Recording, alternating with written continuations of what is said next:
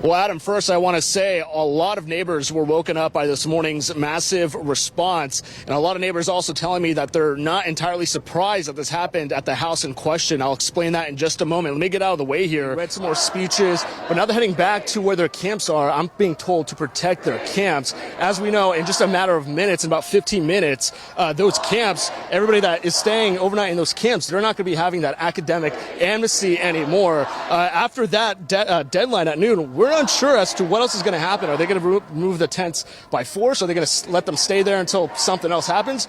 We're not sure. We reached out to the University of Oregon trying to get these answers.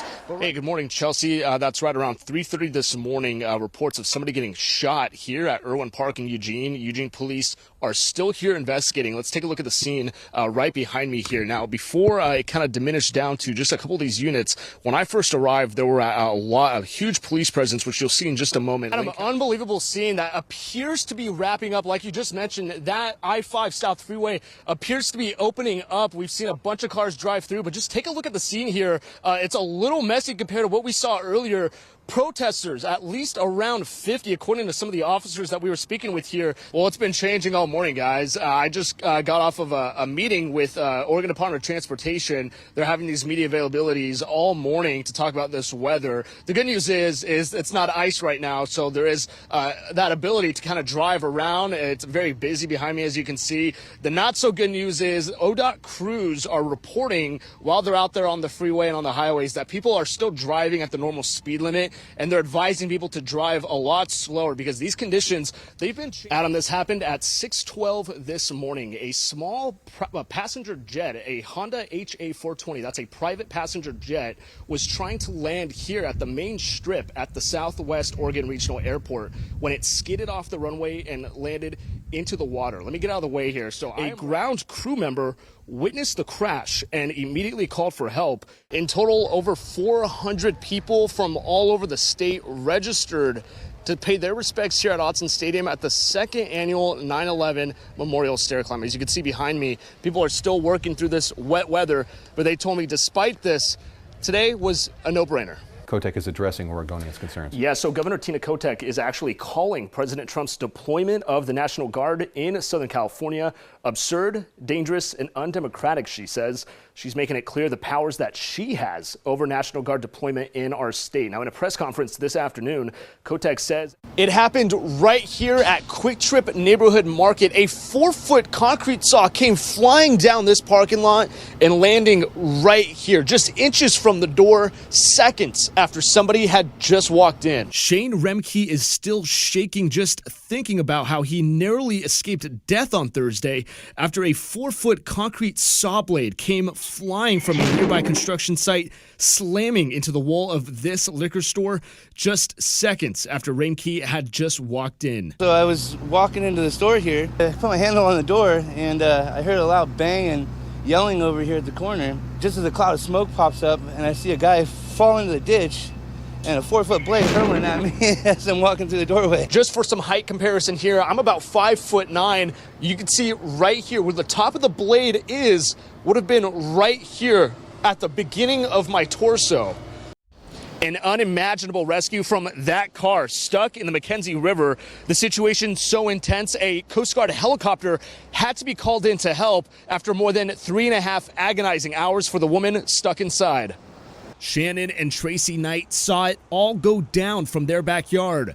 Countless agencies working tirelessly to rescue the 71-year-old woman driver. That car pinned up against a rock with the driver stuck inside. It was a race against time, the car even reportedly teetering back and forth, but finally, reinforcements. Never doing that again. You're probably wondering how I got here. Well, thanks to the water rescue team with Eugene Springfield Fire. As someone who spends no time in the gym or in rivers, I am the most sore I've ever been. Each year, we hear the importance of wearing a life jacket, being aware of your surroundings, and to watch your alcohol consumption while enjoying rivers like the Willamette. But I wanted to take a deeper dive on the rescue team and find out what to do if I'm in the river and in need of help. Their average response time to a boat launch site is about 10 minutes. That includes suiting up in these extremely tight waterproof suits. For the cow's tail drill, I was the live bait and floated by in distress, while firefighter paramedic Mackay Bradley jumped in and swam like heck to reach me in seconds. My foot at this point, well, there we go. Definitely quite a distance from the shore here. And they want to make it clear here that if you bring your friends out here to explore, or you bring your dog, and both of you are out of luck when you guys get stuck in this mud here. This is the most workout I've had in months, to be honest with you. All jokes aside, it was no laughing matter. The mud consistently weighing my legs down. Wow, I'm out of breath. My heart rate was up. And it only took minutes until I used up all my energy trying to get out. Take a look at this. The farther out here you go, and I'm risking it, putting my knee down, the deeper your foot sinks into this mud. I'm looking at these footprints. They gotta be at least, I don't have a measuring tape, 5 to 6 inches deep. And it was hard just lifting your foot as the further I got out there. Well, they're in for a treat because I got to check out some of the rides before the fair opened. Lynn County Fair has everything, including this. I don't even know how to describe this, but it caught my eye, and I gotta say, I'm already getting dizzy, but so far so good. So you can buy your tickets online for $9. Give me 1 second.